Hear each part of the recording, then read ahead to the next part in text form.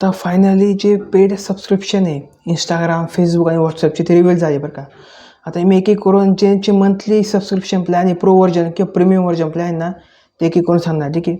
सगळ्यात पहिलं ॲप्लिकेशन आहे आपलं जे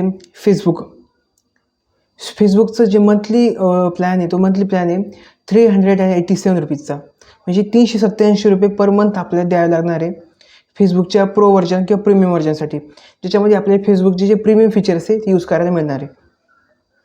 त्याच्यानंतर आपलं दुसरं ॲप्लिकेशन आहे ते म्हणजे आपलं व्हॉट्सॲप. ठीक आहे. व्हॉट्सॲपसाठी आपल्याला भरावं लागणार आहे ₹290 ₹290 पर मंथ.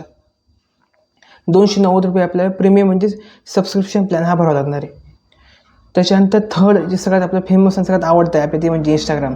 आणि इंस्टाग्रामसाठी सुद्धा आपल्याला ₹387 म्हणजेच ₹387 आपल्याला भरावं लागणार आहे प्रो व्हर्जन म्हणा की प्रीमियम व्हर्जनसाठी.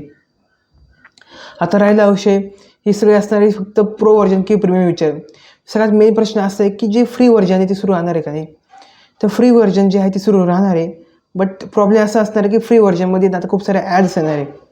ॲड म्हणजे आता जसं यूट्यूबवर आपण एखादा व्हिडिओ बघतो ना, व्हिडिओमध्ये कशा ॲड येतात तसे ॲड आता कशामध्ये येणार आहे, इंस्टाग्राममध्ये, फेसबुकमध्ये, व्हॉट्सअपमध्ये सगळं ॲड येणार येतात आणि ते ॲड आपल्याला बघावं लागणार आहे.